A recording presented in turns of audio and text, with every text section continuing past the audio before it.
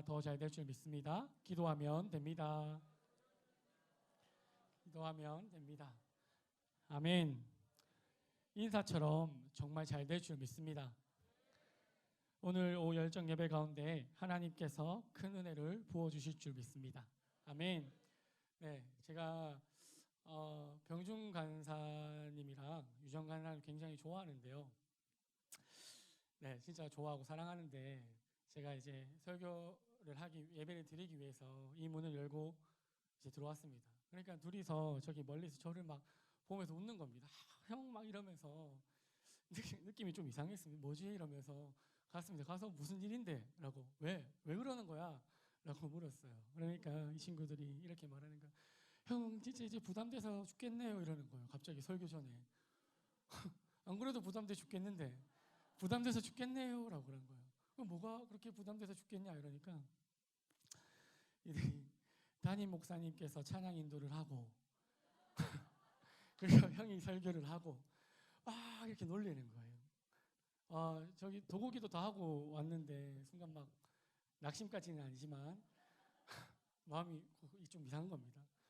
그런데 하나님께서 선한 마음으로 또 좋은 마음으로 바꿔주셨습니다. 담임 목사님께서 찬양 인도를 해주시면 얼마나 좋은 영적 분위기에서 설교를 할 수 있겠습니까? 아멘. 마음밭이 좋은 우리 담임 목사님과 함께 하니까 제 마음밭도 조금씩 좋아지는 것 같습니다. 아멘. 저는 그렇게 좋은 사람은 아니었거든요.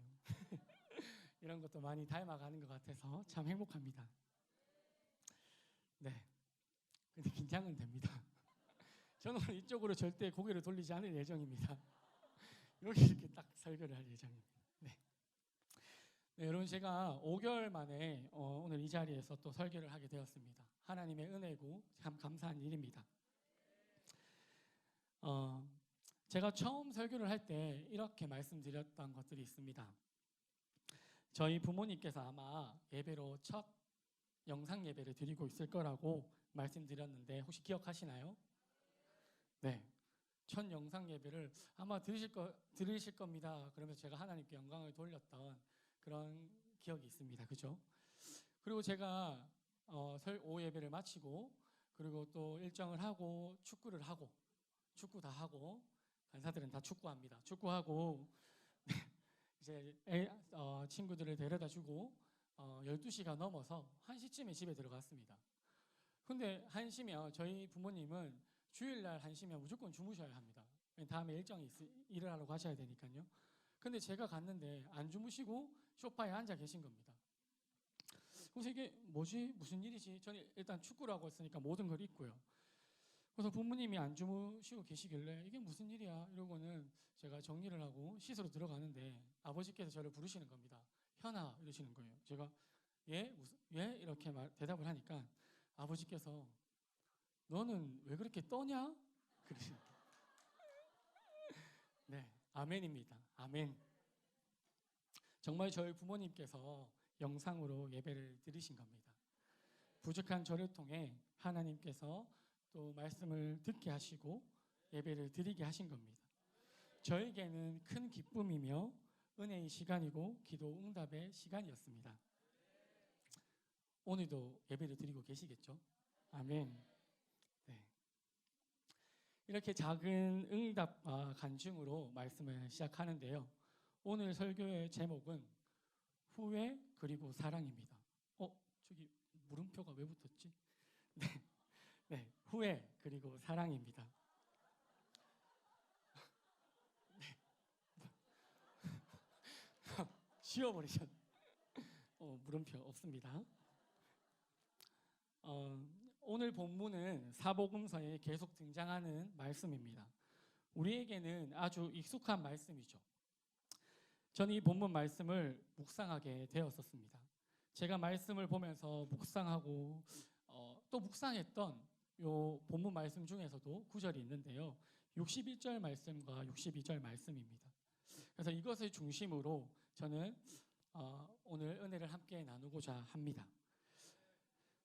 저는 말씀을 보면서 베드로의 후회 그리고 예수님의 사랑을 느낄 수 있었습니다. 여러분 베드로가 누굽니까? 베드로 누구죠? 제자죠. 네. 베드로 하면 베드로 어부입니까? 어부 그리고 예수님을 또 따라다니는 사람 중에 한 명. 그리고 12제자 중에 한 명. 맞습니까? 네, 맞습니다. 이거 다 맞습니다. 어부였고 또 예수님을 따랐고 그리고 12제자 중에 한 명이었습니다. 하지만 우리는 베드로를 이렇게 말하지 않습니까? 예수님의 1등 제자 그리고 하나님께 또 가장 멋지게 귀히 쓰임 받은 제자 중에 제자로 기억하고 알고 있습니다. 맞습니까? 아멘. 맞습니다. 베드로는 정말 예수님께 사랑받고 또 옆에 함께하면서 그렇게 크게 귀히 쓰임 받았던 사도 중에 한 명입니다. 이런 베드로처럼 여러분들도 1등 제자가 되고 싶으시죠? 아멘. 네, 저는 진짜 1등 제자가 되고 싶습니다. 네. 그런데 오늘 베드로의 모습은 오늘 본문 말씀의 베드로의 모습은 전혀 그렇지 않습니다. 우리가 알고 있는 막 그런 베드로의 멋진 모습, 1등 제자의 모습은 찾아볼 수 없습니다. 오늘 본문 말씀 앞부분 본문의 앞에 말씀을 보면요. 예수님을 잡으러 대제사장들이 왔을 때 베드로가 나서서 칼에 빼어 귀를 자를 정도로 예수님을 보호하고 예수님을 위하고 생명을 걸고서라도 예수님을 지키려고 했습니다. 그런데 예수님이 잡히고 나니까 베드로가 180도 변합니다. 바뀝니다. 예수님이 잡히고 난 그 뒤로부터 베드로는 완전히 다른 사람이 됩니다. 예수님과 멀어지기 시작하는 것입니다. 그리고 예수님을 외면하기 시작합니다. 그래서 말씀해 보면 그렇게 예수님과 멀찍이 떨어져 있을 때 한 여종이 이야기합니다. 그와 함께하던 예수님과 함께 있던 그 사람이다 라고 이야기합니다. 그러니 베드로는 부인합니다. 어떻게 부인합니까? 예수님을 모른다 합니다. 그리고 요한복음 18장 25절 말씀을 한번 같이 읽어보겠습니다. 시작. 시몬 베드로가 서서 볼을 쬐더니 사람들이 묻되 너도 그 제자 중 하나가 아니냐? 베드로가 부인하여 이르되 나는 아니라 하니. 제자도 아니라 합니다. 예수님을 모른다고 적극적으로 부인합니다. 그리고 우리가 알던 베드로가 아니지 않습니까? 우리는 베드로가 예수님 성경을 통해서 앞에 예수님과 어떤 시간을 보냈고 어떤 일들을 행했는지 다 알고 있습니다. 베드로가 정말 예수님을 모릅니까? 예수님과 함께 산에 올라 기도도 하고 예수님이 베드로와 야고보만 데리고 말이죠. 그런데 지금 베드로는 예수님을 모른다고 이야기합니다. 대체 무엇이 베드로가 예수님을 부인하게 만들었던 걸까요? 바로 두려움 때문입니다. 두려움 때문에 예수님을 모른다, 부인하고 있습니다. 두려움은 모든 것을 부인하게 만듭니다. 예수님과 함께 지내온 시간들, 또 예수님께서 들려주신 말씀들, 그리고 눈으로 본 기사와 이적과 표적들, 이 모든 것을 부인하게 됩니다. 뭐 때문에 그렇다고요? 두려움 때문에 그렇습니다. 저와 여러분도 이런 모습, 이러한 두려움에 빠질 때가 있지 않습니까? 오늘 이렇게 주일날 예배를 드리면서 은혜를 받고 또 받은 은혜가 넘쳐서 베드로처럼 모든 것을 할 것처럼 할 수 있다고, 하겠다고 예수님 앞에 결단하고 이야기하지 않습니까? 뭐 다 할 것처럼 이야기합니다. 우리도 그렇게 하지 않습니까? 2002만 세계 비전이 나의 비전입니다 라고 여기서 강력하게 외칩니다. 또 이제 약간 믿음이 부족하신 분들은 이게 나의 비전이 됐으면 좋겠다라고도 이렇게까지 고백을 합니다. 나의 직장을, 나의 가정을, 나의 학업을 복음으로 정복하겠습니다라고 멋지게 고백합니다. 이곳에서는요. 말씀이 있는 이곳, 은혜가 있는 이곳에서는요. 그런데 여러분, 우리가 이곳을 떠났을 때 고백이 여전한가요? 오늘 주일 만나기까지 월, 화, 수, 목, 금, 토 한 주를 지내면서 고백이 똑같냐 말이죠. 똑같이 받은 은혜의 결단대로 고백을 합니까? 월요일, 화요일, 수요일 지나면서 나의 고백이 혹시 희미해지지는 않습니까?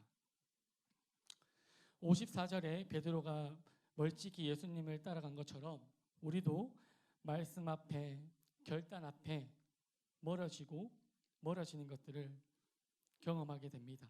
나의 삶의 문제와 어려움이 찾아왔을 때는 더 멀리 갑니다. 학업 문제로 두려움이 엄습했을 때, 가정의 문제로 두려움이 엄습했을 때, 직장의 문제로 두려움이 엄습했을 때, 건강의 문제로 두려움이 엄습했을 때 우리는 주님을 멀찍이 떠나는 경우가 있습니다. 아니, 그렇게 멀찍이 떠납니다.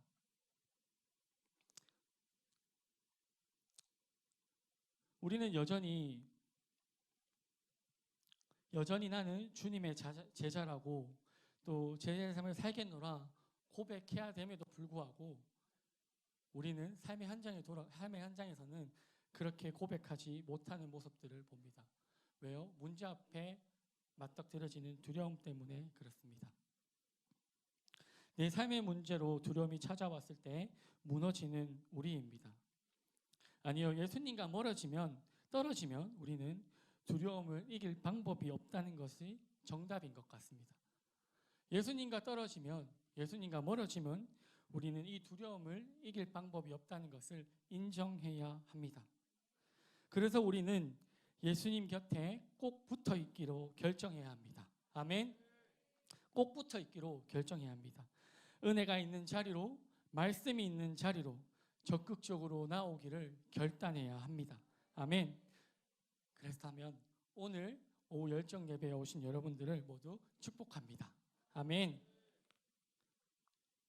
예배의 자리에 있는다는 것, 적극적으로 예수님께 붙어 있는 것입니다. 여러분, 이렇게 예수님과 멀어진 베드로가, 또 예수님을 부인하던 베드로가 갑자기 이상한 행동을 합니다. 60절에서 62절 말씀을 함께 읽어보겠습니다. 시작. 베드로가 이르되 이 사람아, 나는 내가 하는 말을 알지 못하노라. 아직 말하고 있을 때에 닭이 곧 울더라. 주께서 돌이켜 베드로를 보시니 베드로가 주의 말씀 곧 닭이 밖에 나가서 심히 통곡하니라. 아멘. 여러분, 62절 말씀을 한 번 더 읽어보겠습니다. 밖에 나가서 심히 통곡하니라. 예수님을 없다고, 자기는 주님의 제자가 아니라고 말하던 베드로가 갑자기 통곡을 하며 울고 있습니다. 이게 무슨 일입니까? 갑자기 옆에 있는 사람이 눈을 찔렀을까요? 그래서 너무 아파서 통곡하면서 울었을까요? 아니면 눈에 먼지가 들어가서 운 걸까요? 왜 울었을까요? 62절 말씀을 한 번만 더 읽어보도록 하겠습니다. 시작. 주께서 돌이켜 베드로를 보시니 베드로가 주의 말씀 곧 오늘 닭이 울기 전에 내가 새 부인하리라 하심이 생각나서. 여러분, 베드로가 생각이 났다고 합니다. 무엇이요?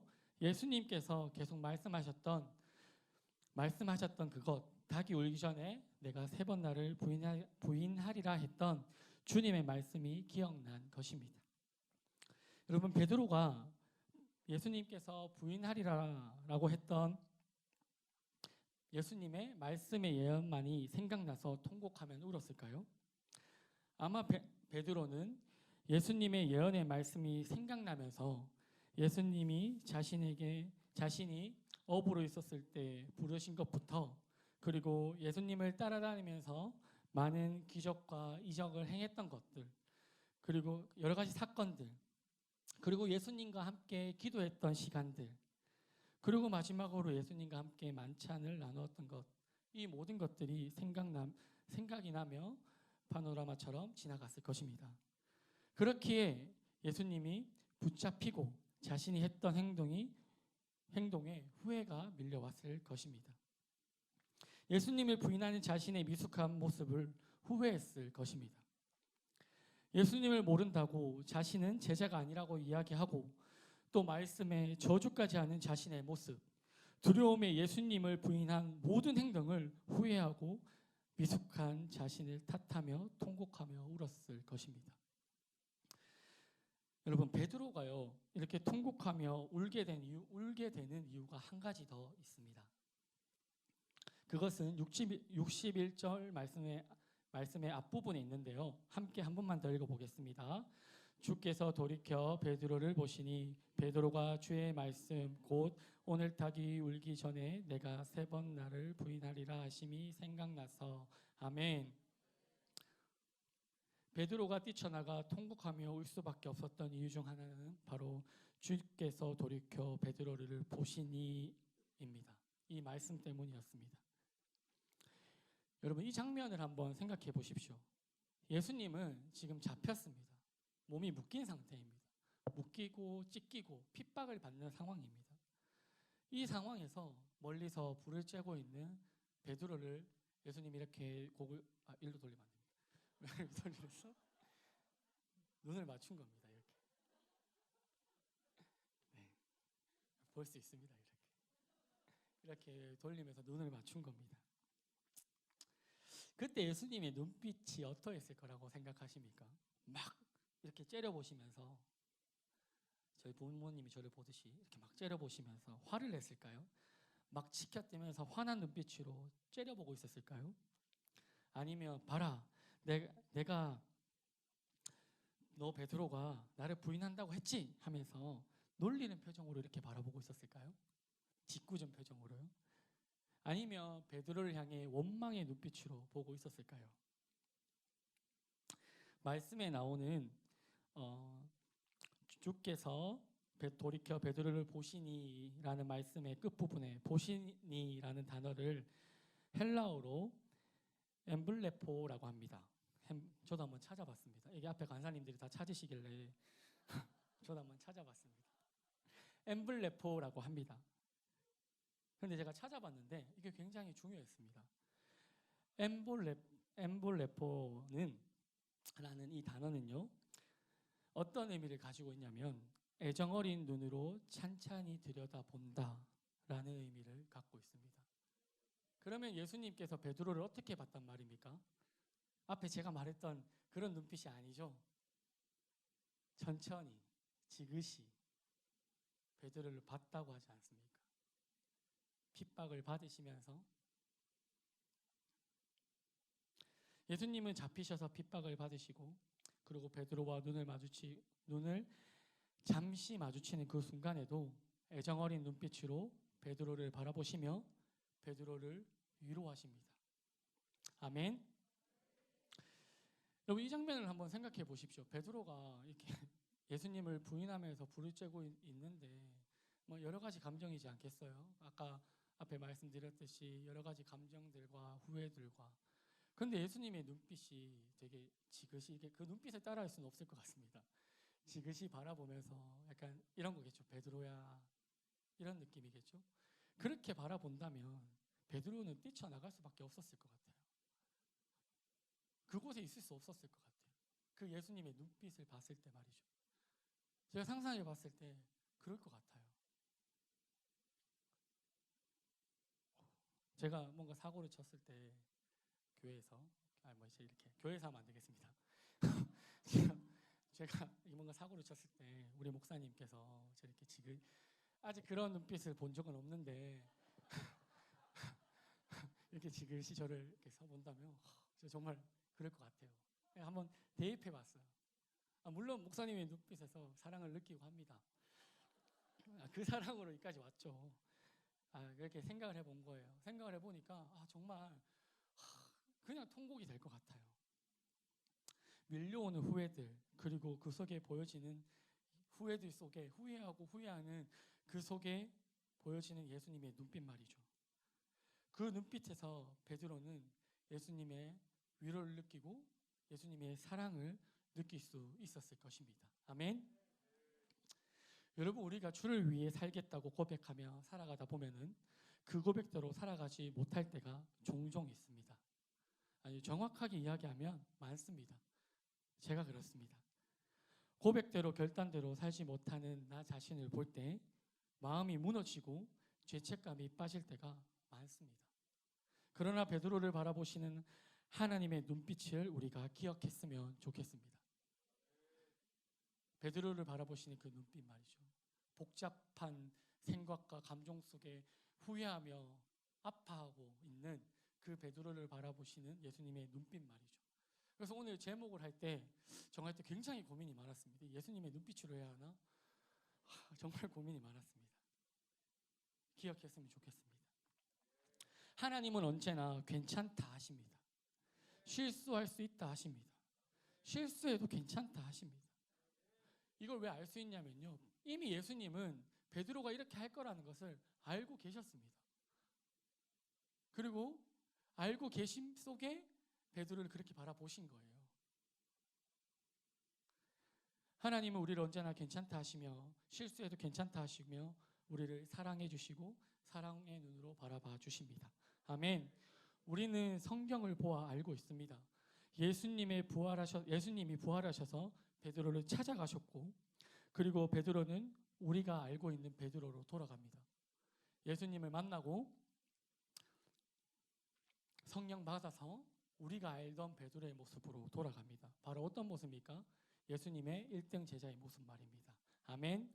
강력한 사역을 감당하는 귀한 사도로 쓰임받습니다. 아멘.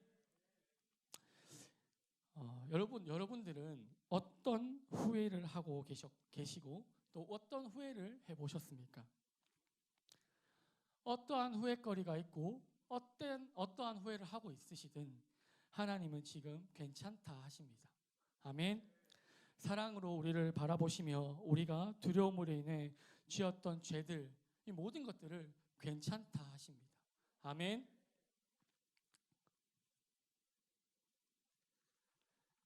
하나님은 우리가 약한 존재임을 아십니다. 베드로가 부인할 것을 알고 계셨듯이 말이죠. 그러나 여러분, 괜찮다 하시는 하나님의 위로와 사랑에 멈춰 있지 않기를 원합니다. 물론 예수님 우리에게 괜찮다 하셨고 사랑으로 우리를 덮으셨습니다. 그러나 거기에 멈춰 있지 않는 우리가 되길 원합니다. 예수님의 그 사랑을 알고 느낀 베드로는요, 진짜 예수님의 1등 제자가 되었지 않습니까? 여러분 앞에 제가 1등 제자가 되고 싶으십니까? 라고 물었을 때 모두 아멘 하셨습니다. 아멘. 우리 그렇게 부족한 모습 그대로 주님이 원하시는 제자가 되기 위하여 애쓰고 달려가야 될 줄 믿습니다. 아멘.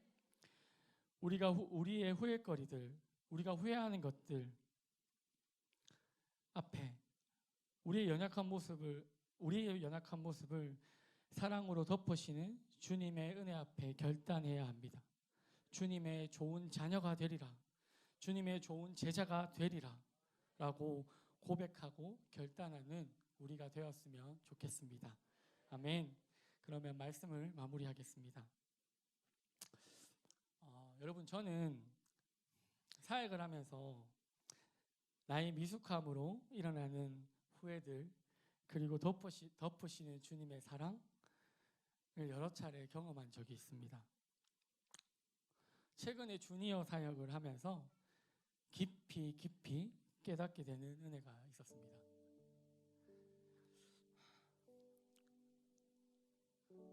우리 주니어에는 제가 많이 사랑하는 친구가 한 명 있습니다. 이 친구의 프라이버시가 있기 때문에 이름은 말하지 않겠습니다. 그런데 이 친구의 꿈은 국정원입니다. 아시겠습니까? 저는 이 친구를 참 좋아하고 이 친구를 사랑합니다. 물론 모든 주니어 아이들을 사랑합니다. 이 친구를 잠깐 소개하자면요, 이 친구는 말썽꾸러기입니다. 학교에서 장난도 많이 치고요, 학교에서 가끔 싸움을 하기도 합니다. 그리고 부모님의 마음을 아프게 하기도 하고 사고도 칩니다. 주니어 예배는 가만히 있지 않는 친구입니다. 정확히 이야기하면 사고를 많이 치는 친구입니다. 어린아이의 미숙함을 가지고 있으면서 미숙한 아이, 그런 친구입니다. 저는 처음에 이 친구를 만났을 때 큰일 났다 싶었습니다. 처음 경험하는 친구였습니다. 어떻게 해야 하나 싶었습니다. 근데 전사님은 신방 가라 하십니다. 아무 전력이 없습니다. 신방 가라 하십니다. 학교도 자기 마음대로 가고 학원도 잘 안 가고 찾아가도 없고, 그러나 끝까지 찾아가고 끝까지 신방하고 섬겼습니다. 사우나에 데려가서 같이 수영도 하고 때도 밀어주고 같이 꿈도 나누고, 주니어 아이와요 같이 카페도 가고 같이 맛있는 것도 먹으러 가고 같이 기도도 하고 같이 큐티도 하고 말이죠. 이렇게 1년을 매주 신방했습니다. 때로는 한 주에 2번, 3번씩 가야 할 때도 있었습니다. 그런데 놀라운 것은요, 이 아이에게 변화가 일어나기 시작했습니다. 주니어 예배 정말 잘 드립니다.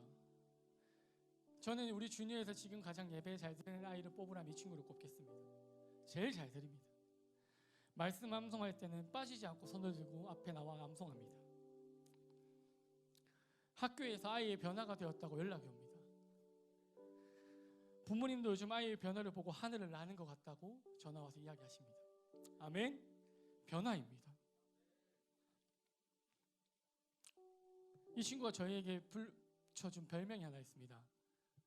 세상에서 가장 무서운 사람. 한 개 더 들어야 됩니다. 또 다른 별명이 있습니다. 그러나 세상에서 가장 좋은 사람.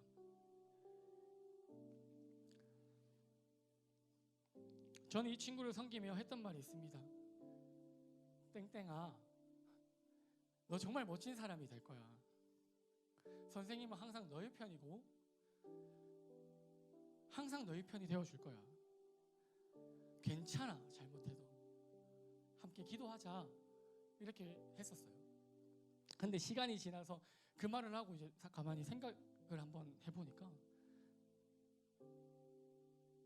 그래서 제가 이 친구에게 너 진짜 멋진 사람이 될 거고 선생님보다 진짜 멋진 사람이 되고 국정원이 되라, 막 이런 얘기를 했었어요.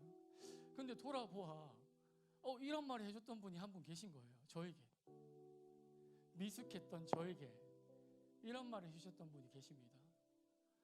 목사님이셨어요. 전 담임 목사님에게 혼이 좀 많이 났던, 지금은 많이 안 납니다. 많이 났던 친구 중에 한 명인데요.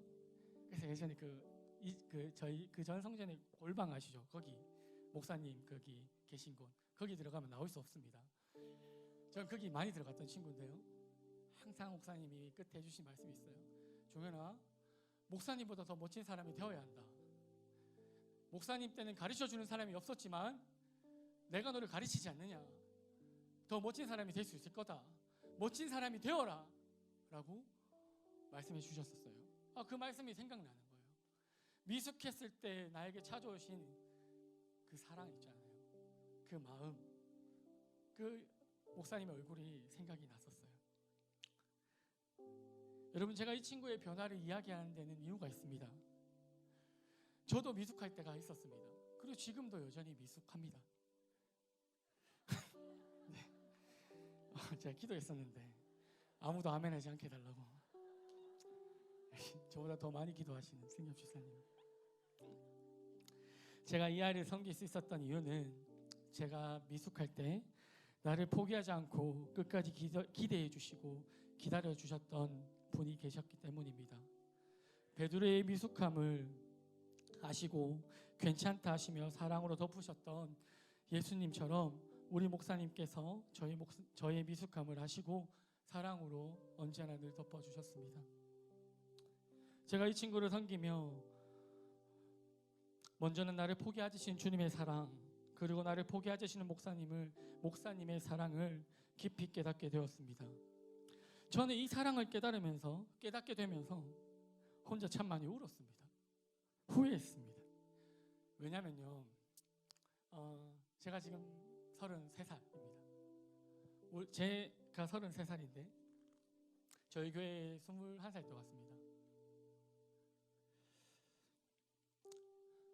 그 시간들이 생각이 나는 거예요. 저의 미숙함으로 인해 놓쳤던 일들이 기억나는 거예요. 저희 가정은 불신 가정입니다.